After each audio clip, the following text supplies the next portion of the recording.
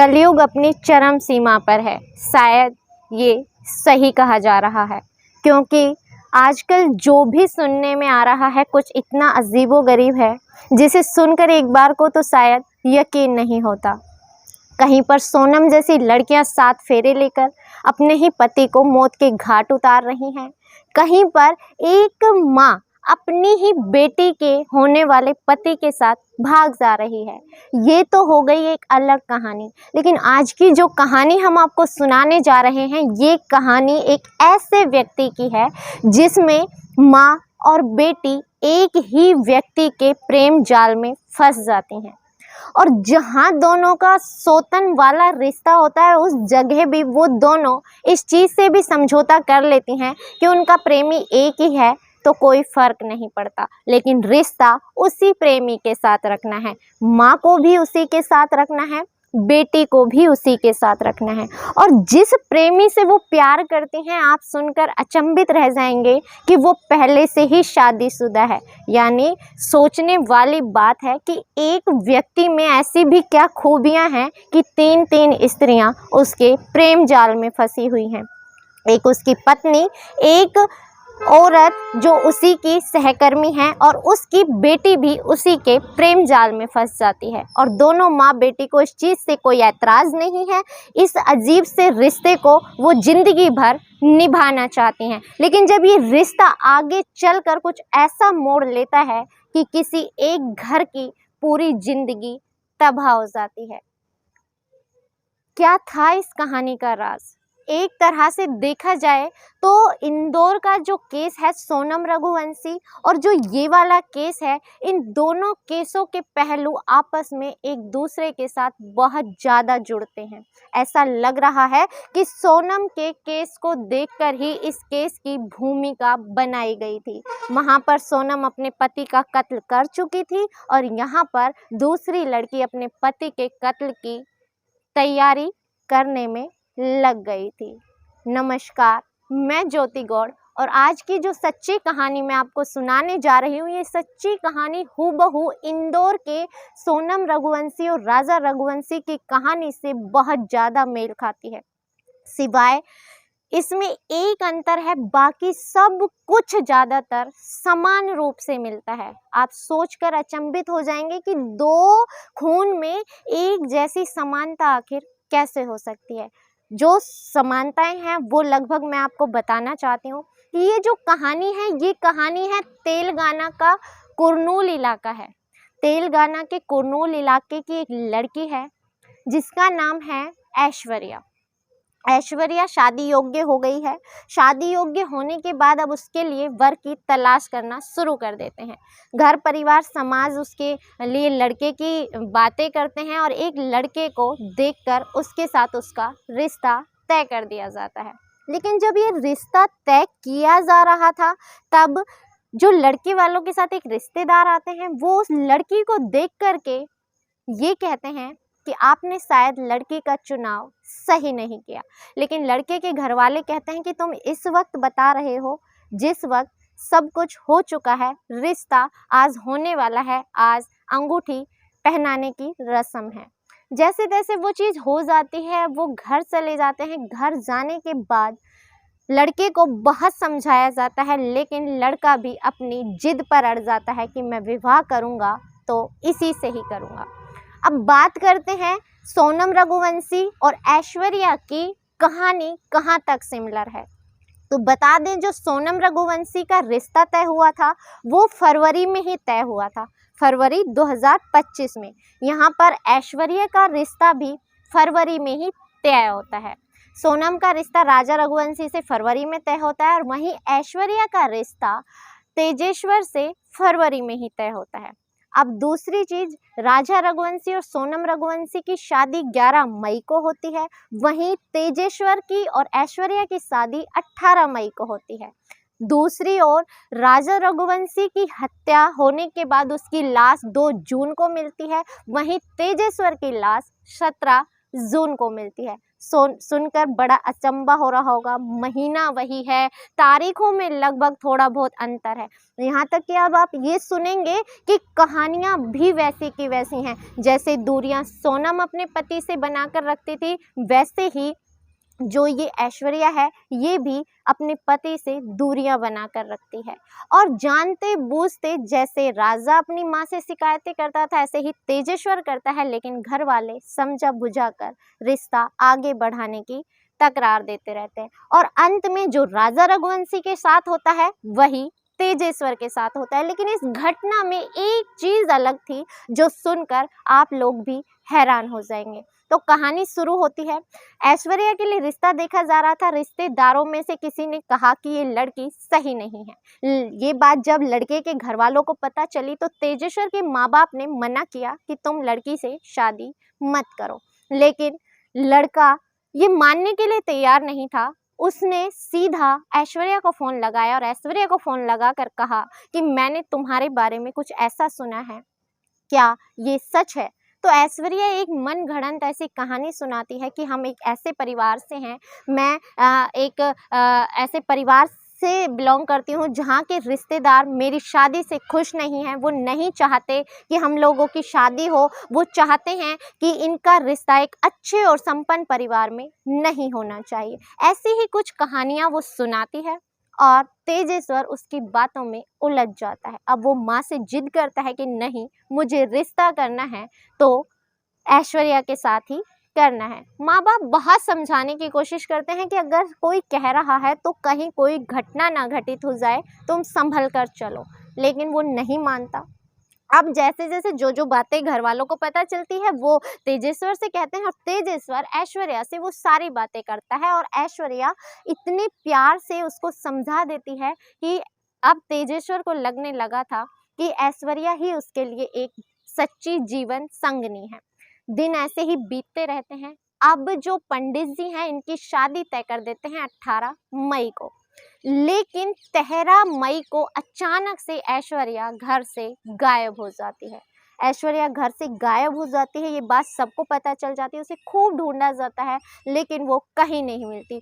13, 14, 15 तक उसे बहुत ढूंढा जाता है लेकिन वो कहीं नहीं मिलती। आखिर 16 मई की शाम को वो अचानक घर वापस आ जाती है।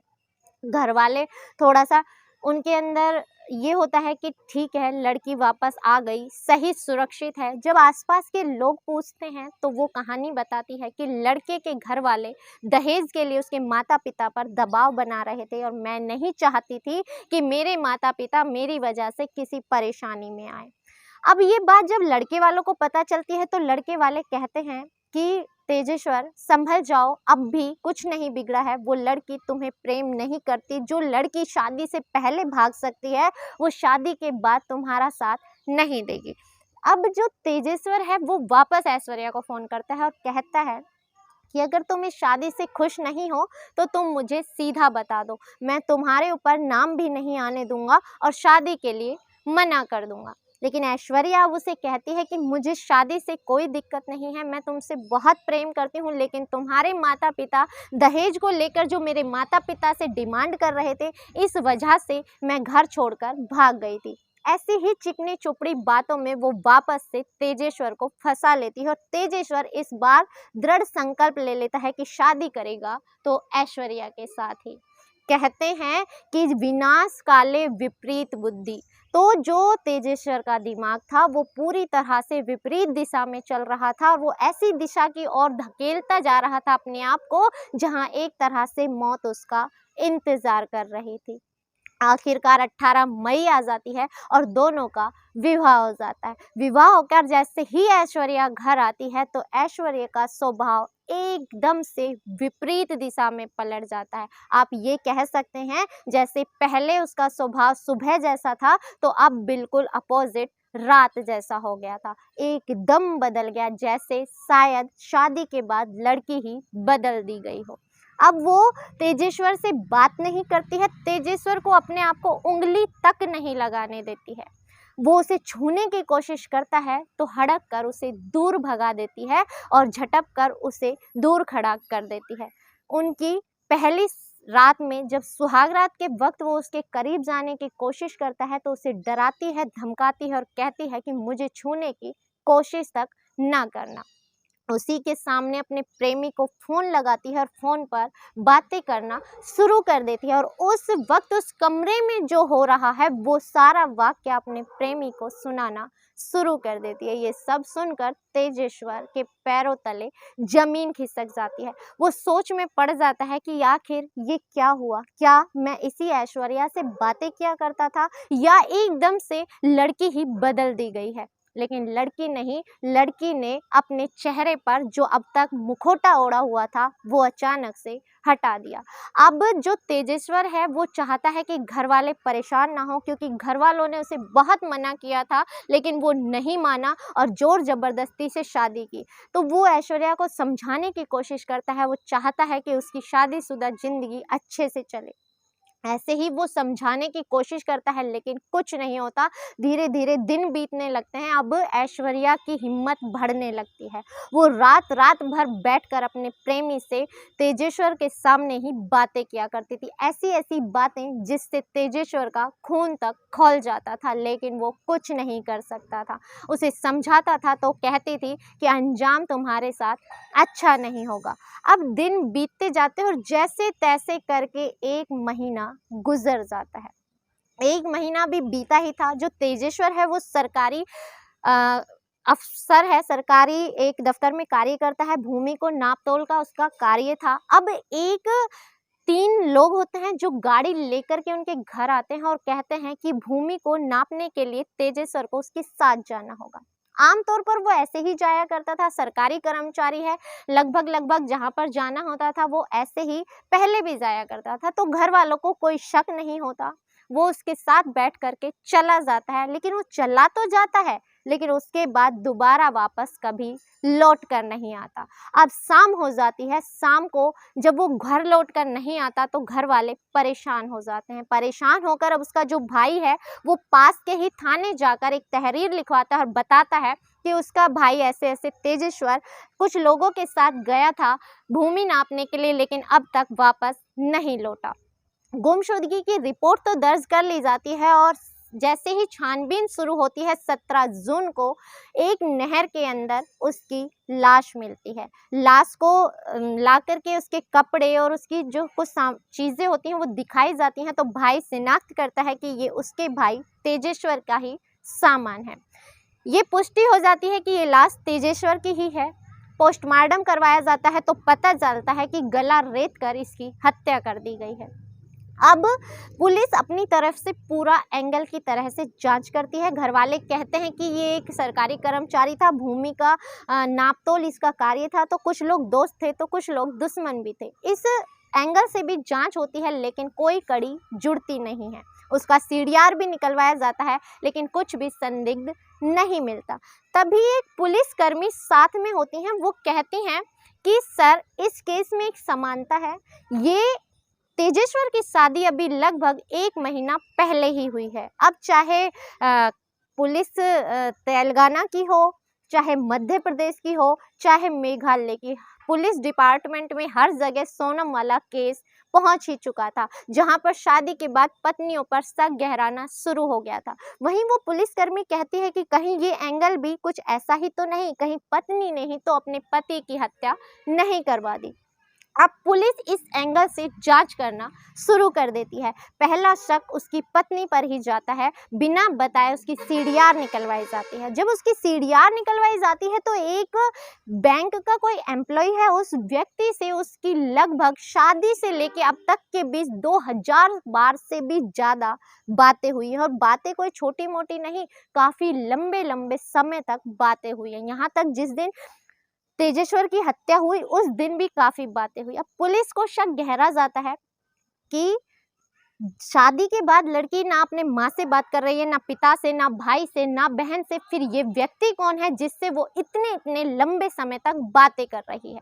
अब ऐश्वर्या को उठा लिया जाता है। ऐश्वर्या को उठाकर उससे जब पूछताछ की जाती है तो थोड़े टाइम तक तो वो घुमाती फिराती है, लेकिन कुछ ही समय में सारा सच उगल देती है। सारा सच उगलना था कि थोड़ी देर में ही उसकी माँ सुजाता को भी अरेस्ट कर लिया जाता है। यानी तेजेश्वर की सास और ऐश्वर्या की माँ सुजाता को भी तेलंगाना पुलिस गिरफ्तार कर लेती है। अब जब घर वाले ये सुनते हैं तो सुनकर सकपका जाते हैं कि आखिर मामला क्या है।